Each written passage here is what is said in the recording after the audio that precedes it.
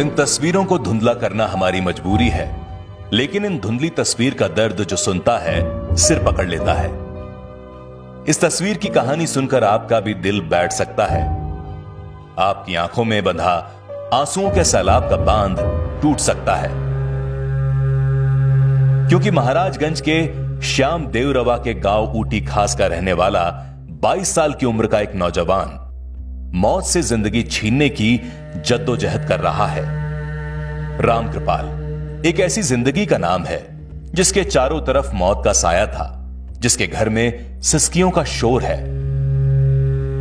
स्थिति तो उनको देख करके हमको इसी मतलब कि कैसे व्यक्ति वो जिंदा है, हम तो यही नहीं समझ पाते हैं कि सारा उसका मतलब अंग काम ही नहीं कर रहा है। तरह स्थिति आज ले यह बाकी अब है ना, अकेले ना उठ के बैठ पा रहे, आई सर्जरी ना हो पौलस, वही में सर्जरी खातिर गई रहना, अब वहीं टाइम बढ़ गई, बेहोश कहना ऐसा डॉक्टर कि 9 दिन पर उनके होश पाए। दूसरे के घर रोशन करने वाला राम कृपाल हमेशा की तरह पोल पर चढ़कर बिजली के तार जोड़ रहा था।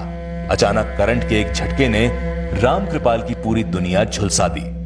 महाराजगंज के पनियारा के बिजली विभाग में प्राइवेट लाइनमैन के तौर पर काम करने वाला राम कृपाल जिंदगी और मौत के दरमियान जंग लड़ रहा है। मतलब 9:30 बजे सुबह टाइम में फ़ोन किए थे, सब उनको बुलाए थे बनाने के लिए। एक गए तुरंत वहाँ पर सिट डाउन लिए थे, पोल पे चढ़े थे, पता नहीं क्या हुआ वहाँ पर, और सब लाइन टिकट दिया और गिर गए ऊपर से। बेटे राम कृपाल की जिंदगी बचाने के लिए एक बेबस लाचार गरीब पिता और क्या कर सकता है। राम कृपाल के पिता केशव ने भी वही किया और कर्जा लेकर बेटे का इलाज करवाया। कर्जे का पैसा भी जब कम पड़ गया तो फिर एक बेबस बाप ने अपनी जिंदगी की जमा पूंजी अपनी जमीन को बेचने का फैसला किया। नहीं तो जमीन बेचल वाला पैसा भी 60 हो गई, पैसा काफी लग गई। अब जैसे ले चुकल हैं जब कर्जा, फिर कहीं से अब जैसे जैसे ही रहते थे दे चुकल हम, अब फिर वही ऊपर पर कर्जा बटले, फिर कैसे हम मांग पाए। क्योंकि वक्त पर इलाज ना मिलने से राम कृपाल के बचने की उम्मीदें खत्म होती जा रही थी। एक बेबस बाप मदद के लिए दर दर की ठोकरें खा रहा था। बेसहारा पिता दुनिया वालों से अपने बच्चे की जान की भीख मांग रहा था, लेकिन मदद के नाम के सारे दरवाजे बंद हो चुके थे। राम कृपाल के पिता अपने इलाके पनियारा और महाराजगंज के नेताओं के पास भी गए, लेकिन मदद कहीं से नहीं मिली।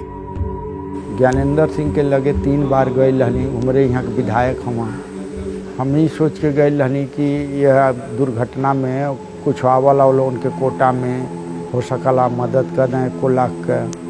तब वो कहना 1000-1500 कहो तो दे दें, तब ना कहली चलिए आवल गए। 2-3 बार गई नहीं, यह बतिया दोनों तीनों बेर मिला। मदद की दरकार में राम कृपाल की नब्ज मध्यम पड़ती जा रही थी। मौत राम कृपाल की सांसों को खींचने पर आमदा थी। जिंदगी और मौत के बीच की इस जंग में पवन सिंह फरिश्ता बनकर आए और राम कृपाल की जिंदगी को मौत के हाथों से छीन लिया। हम तो पवन सिंह के आदमी नहीं कहो, भगवान कहो, केहू से पैसा मंगले पर 10,000 देत काख के दे पाई। आई कितना साहस रखना, वो भगवान हम मनई नहीं, हम कि निस्वार्थ हमसे कब्बो नहीं उनके घरे गई है ना उनके जानत हैं, कब्बो उनसे मुलाकात तक नहीं है। लेकिन वो फोने से कहलन कि हम मदद करब, आ मदद कितना बढ़िया कहना कि हमें दम हो गई कि अब हम दवाई करा ले। बिजली के करंट से राम कृपाल की बाईं आंख की रोशनी चली गई और बायां हाथ भी डॉक्टरों को काटना पड़ा। जवान बेटे को जिंदगी और मौत के बीच जूझता देख बूढ़ा पिता दुनिया हारा जा रहा था। बीपी की सब कुछ बैठ गई, 0-0 हो गई, मरे वाली स्थिति में आ गई ना। तो मनो कैसो जान बचल पाई, कोई डर के मुँह में लोग जान बचौना, सांस फेफड़ा देना कैसे। तब से ही अब है हम जानते हैं 15-20 दिन ले तो बोलल नहीं रहा, आवाजवा नहीं करे। लेकिन इन बूढ़े कंधों को पवन सिंह ने हिम्मत में बांध दिया। बूढ़ी आंखों से गिरते आंसू, लरसती जुबान कहती है कि पवन सिंह ने मेरे बेटे की जिंदगी बचाई है।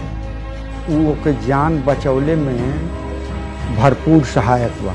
इतना लंबा सहयोग दे के और राम कृपाल जी के जीवन बचाने के सहयोग में बहुत बड़ा अनुदान किया है। पवन सिंह जो व्यक्ति आया यहाँ, वो एक सद्भावना के रूप में आया और हमेशा जो है उसे भगवान बनाए रहे और वो हमेशा दुखों में साथ दे।